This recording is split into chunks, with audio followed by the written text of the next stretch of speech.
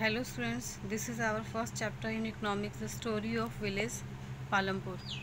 First of all, we will read the overview. What is the overview about this chapter? The purpose of the story is to introduce some basic concepts relating to production, and this we do through a story of hypothetical village called Palampur. कह रहा है कि इस story का purpose क्या है। इसमें ये एक स्टोरी है क्योंकि देखो लेसन का नाम ही है the story of village Palampur. अब ये लेसन स्टोरी भाई हम क्यों इकोनॉमिक्स में पढ़ रहे हैं? स्टोरी हम पढ़ रहे हैं ताकि हम समझ पाएँ कि पालमपुर जैसे गांव में एक काल्पनिक गांव है, ठीक है। It is a hypothetical village, काल्पनिक गांव है जिसके बारे में हम पढ़ते हुए ये जानेंगे कि किसी गांव का विकास, ठीक है। जो इकोनॉमिक्स होता है, इकोनॉमिक का मतलब क्या होता है? किसी चीज़ का development.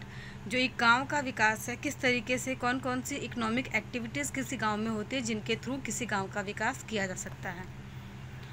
Next paragraph, farming is the main activity in Palampur. हम स्टार्टिंग से देखेंगे कि जो गांव है इसकी जो मेन एक्टिविटी है, गांव में सबसे ज़्यादा लोग क्या करते हैं? खेतीबाड़ी का काम करते हैं। Whereas several other activities such as small scale manufacturing, dairy, transport etcetera are carried out on a limited scale. जबकि और भी दूसरी तरह की एक्टिविटीज़ भी गांव में होती हैं लेकिन वो बहुत ज़्यादा नहीं है। लाइक छोटे पैमाने पे मैन्युफैक्चरिंग होती है, कोई छोटा मोटा काम किसी चीज़ को बनाना, डेयरी प्रोडक्ट्स, दूध का कारोबार, जैसे कि लोग घरों में अपने घरों में भी लोग अपने यूज़ के लिए भी दूध पशुओं को पालते हैं।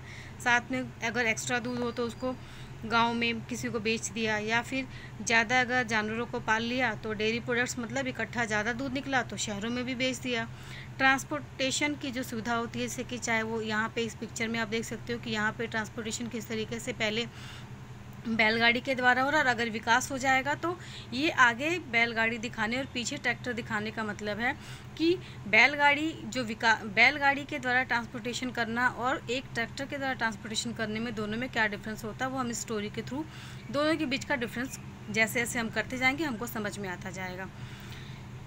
कह रहा है these production activities need various types of resources.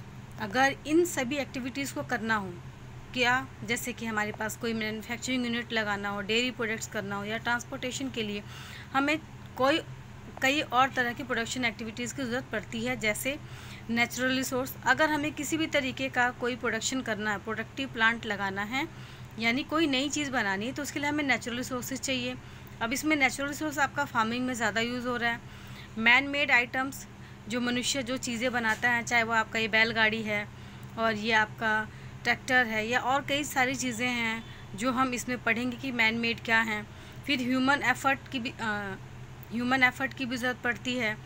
मनुष्य जब तक अपना शारीरिक बल और शारीरिक स्किल नहीं लगाएगा तब तक कैसे पता चलेगा कि कितना विकास हुआ, और वो कोई कार्य भी नहीं होगा। और साथ के साथ मनी एटसेट्रा, ये सारी चीज़ें किस तरीके से ज़रूरी हैं किसी भी चीज़ को प्रोडक्टिव ये एक्टिविटीज़ के लिए, ठीक है, किसी चीज़ के प्रोडक्शन के लिए ये सारी चीज़ें हमारी ज़रूरी हैं कि हमारे पास रिसोर्स होना चाहिए, मनुष्य के द्वारा बनाए हुए कुछ इक्विपमेंट चाहिए, मनुष्य का स्किल्ड पर्सन्स चाहिए, साथ के साथ मनी भी चाहिए यानी कैपिटल भी चाहिए।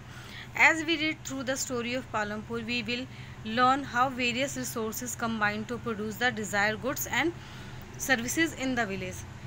कह रहा we learn how various resources. अब हम पढ़ेंगे कि किस तरीके से और चीज़ें, ये सारी चीज़ें मिल करके प्रोडक्ट करती हैं, प्रोड्यूस द डिज़ायर गुड्स। एक इच्छा होती है किसी, मतलब we will learn how various resources combine to produce, ये सारे रिसोर्सेज किस तरीके से मिल करके किसी भी डिज़ायरेबल गुड्स को बनाने में हेल्प करते हैं और साथ के साथ सर्विसेज भी किसी गांव में प्रोवाइड करते हैं।